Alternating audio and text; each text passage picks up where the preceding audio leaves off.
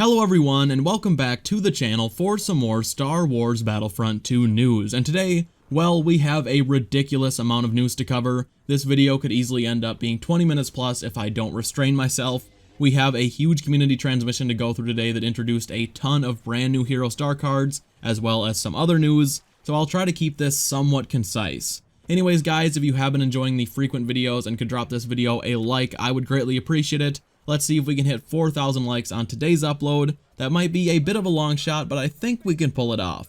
But seeing as we have a ton to get to, let's not waste any more time and just jump right into it. This most recent transmission is all about the hero health update, and the 19 new star cards will be coming alongside it.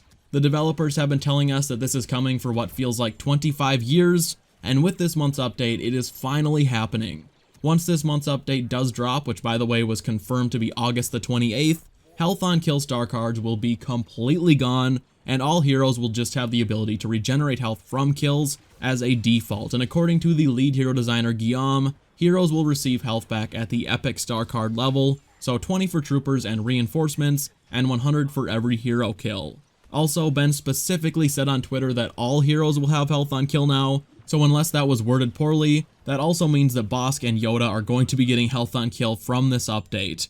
As of right now, Yoda only receives health back from unleash kills, and Bossk has no way of regenerating from kills because, well, he can regenerate fully from any health without a card, but after this update, they will more than likely both have this ability. Yoda is a sure thing, as the hero designer specifically said that yes, Yoda is getting passive health on kill for every kill.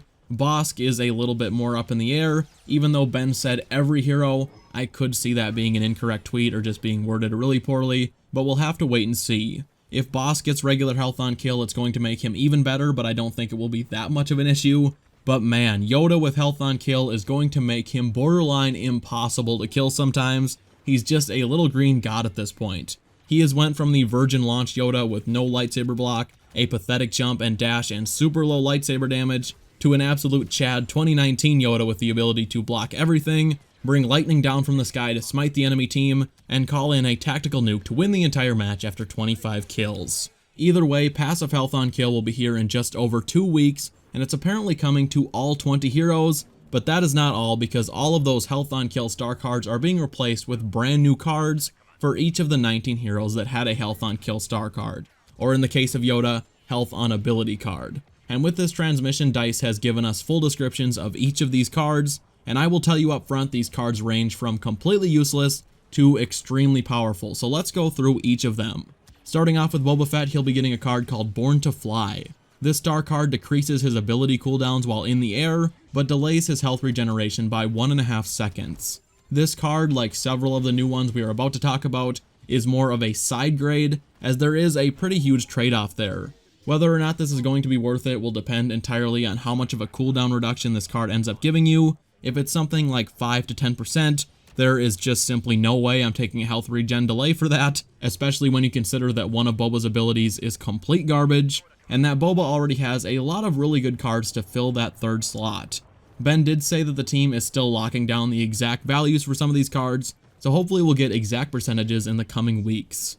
Moving on, Vader's new star card is called Surrounded by Fear, and this card is just an upgrade with no downsides, giving you stamina back for every enemy you kill. This card is definitely going to be a strong contender for my third slot if it has a decent boost per kill. Vader does have a lot of really good cards that I currently can't use because my third slot is always taken up by health on kill, but this is one to keep an eye on for sure, as Vader's stamina regeneration speed can be pretty slow and is one of his very few weaknesses. Next, Palpatine's new upgrade is Show No Mercy, and this card reduces the cooldown of Chain Lightning by 1/4 second for every enemy it hits, and this does not reset until he dies, which is actually insane.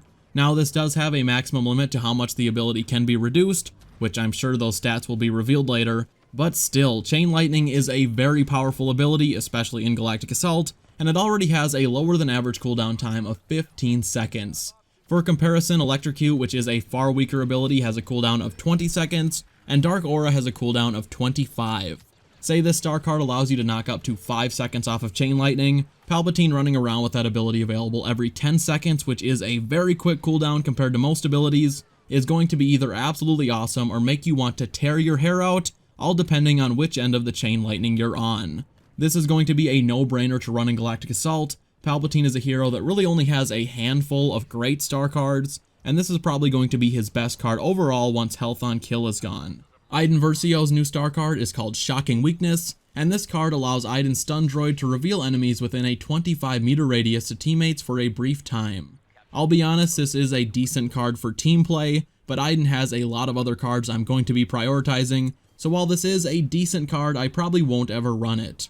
Kylo Ren gets a card called Power of Darkness, and this upgrade sounds pretty great as it increases Kylo's lightsaber damage for 6 seconds after using Frenzy. And I mean, if you are using Frenzy, you're already where you need to be, so 6 seconds is more than enough.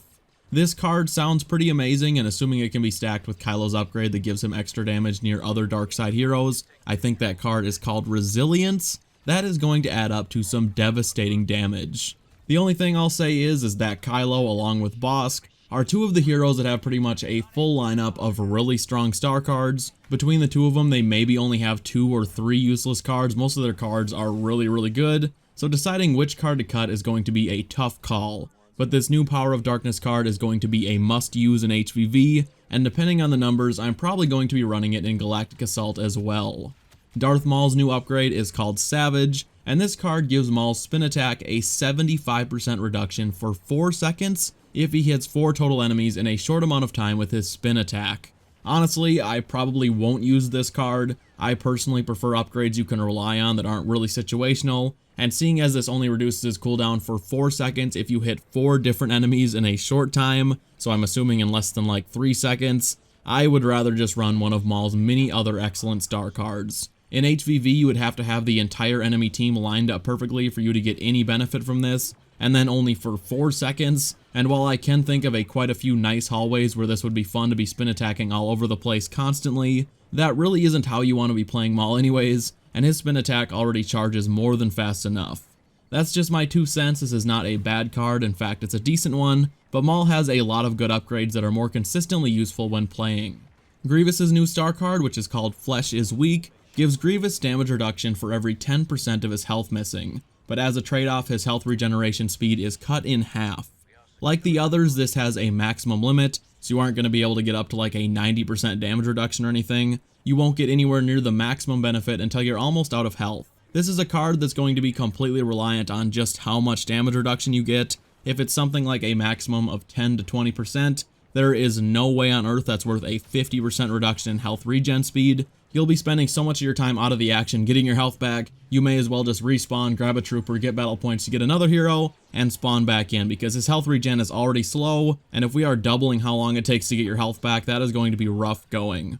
But if this card does have a maximum of like 40% damage reduction or higher, this is going to be a dang good card anyways, and the most critical times to have that damage reduction will be when you're low on health, to give you a chance to get it back. I can't really say how this one is going to go. It could either be great or just never get used by anyone. Totally depends on Dice's balancing, which as we know is not too reliable. Sometimes they do a good job, other times they just make baffling decisions. Dooku's new card is called Initiative, and this card gives Dooku 1 critical strike every 15 seconds. So every 15 seconds, one of Dooku's basic attack swings will be a critical strike, and every time you land that strike on an enemy, the cooldown to the next strike will be reduced by 1 second. Again, this has a maximum amount that you can reduce the time to the next critical strike.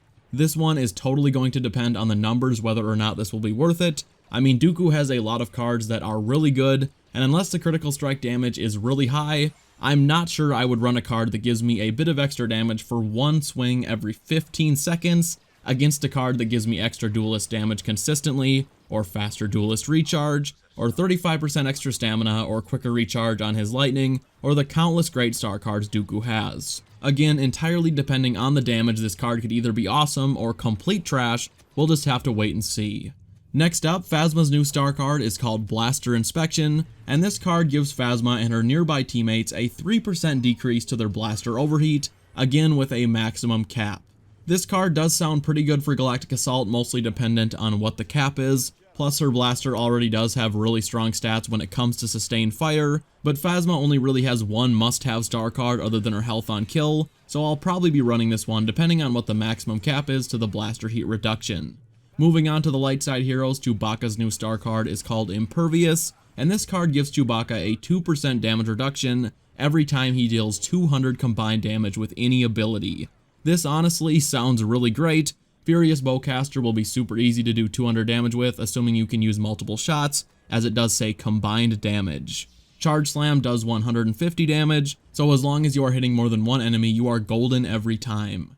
If you could get Chewbacca up to like 30% damage reduction for the rest of your streak, that would be absolutely huge for him, as Chewbacca is still hot garbage in Galactic Assault when you compare him to pretty much any other light side blaster hero. I mean, he is usable, but why on earth would I ever pick Chewbacca over Han? It's just not gonna happen. Speaking of Han, his new card, which is called Smuggler's Wits, is the best example of a real trade-off when it comes to these new cards, as this card gives Han a third dodge, but at the expense of a longer recharge time on all of his abilities. And I don't know, man, in Heroes vs. Villains, a third dodge would be incredible for Han, but depending on just how much it increases the recharge of his abilities, I just don't know if I can make that trade-off, as having his Detonite charge as often as possible is really important for Han players. This one is a real choice, and I wouldn't judge you either way. A third dodge would be huge for Han and make him quite a lot better, but at the expense of a longer ability recharge for everything, I would say it more or less evens out.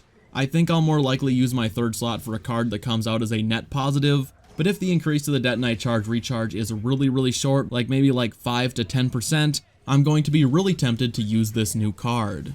Leia's new card is called Stay Together, and this card gives both her and her teammates damage reduction as long as she is near at least 2 teammates. This one is going to be a no-brainer to run pretty much all the time, I guess, other than Hero Showdown. I am surprised they're giving the light side another team buff. The dark side has close to nothing, while the light side has Yoda, Finn, and now Leia. But hey, this is great for Leia, who has been in need of some tweaks for a long time, and this upgrade is probably her best card, even if the damage reduction is only like 15 to 20%, because she is going to have it active pretty much at all times, as long as your team isn't complete garbage. Lando's new card is called Buckle Up Baby. This star card gives Lando's blaster a 2 heat per shot decrease for each enemy defeated, or 100 damage dealt to villains. So basically his blaster will heat up slower after you've done one of those 2 things.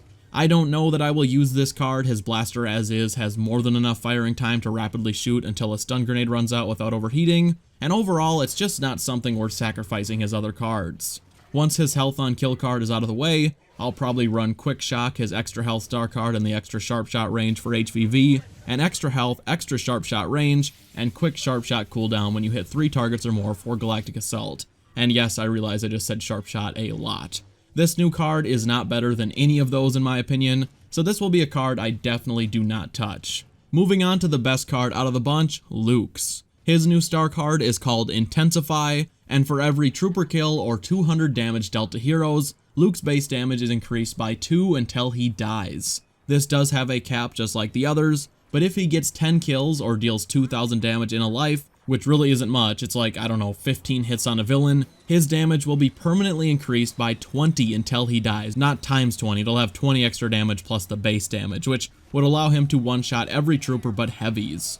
Luke is already a freaking beast, and this card is the best of the lot, and I don't see myself ever taking this off other than in Hero Showdown.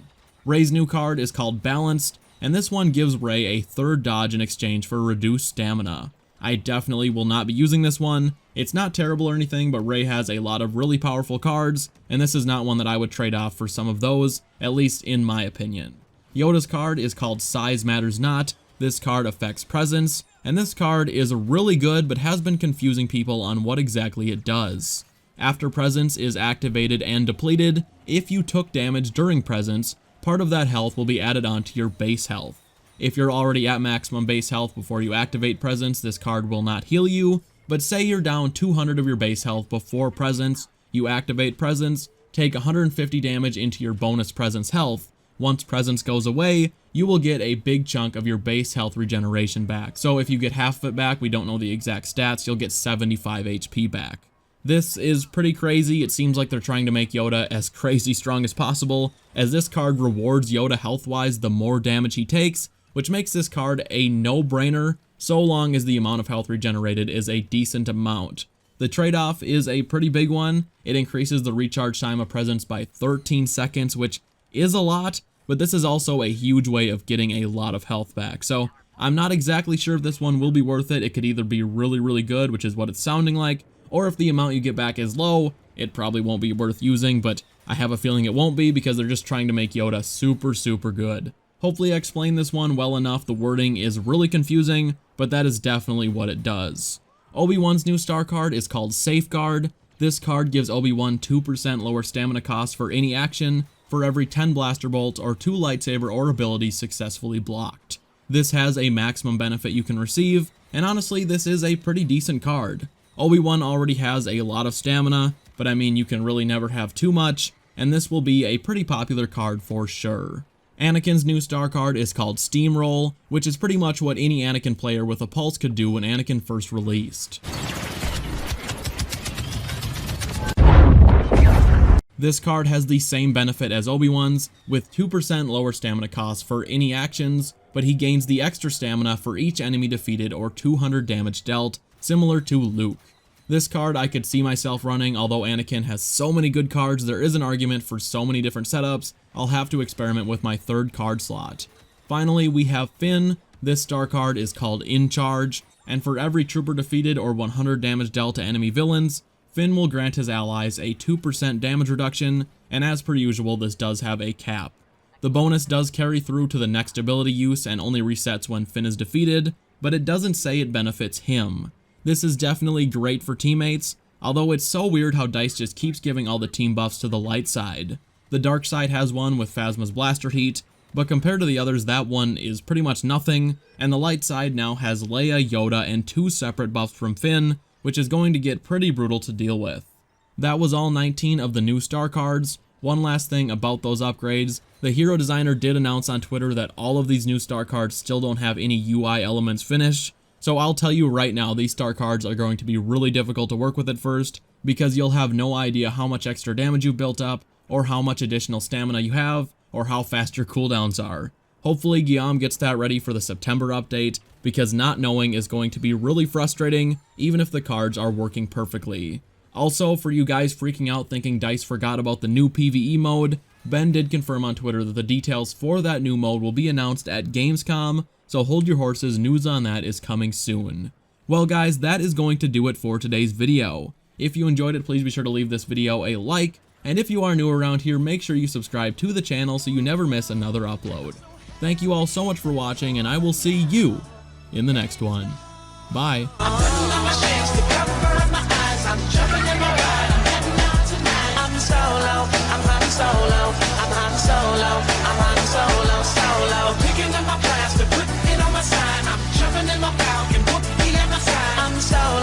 Han Solo, I'm Han Solo.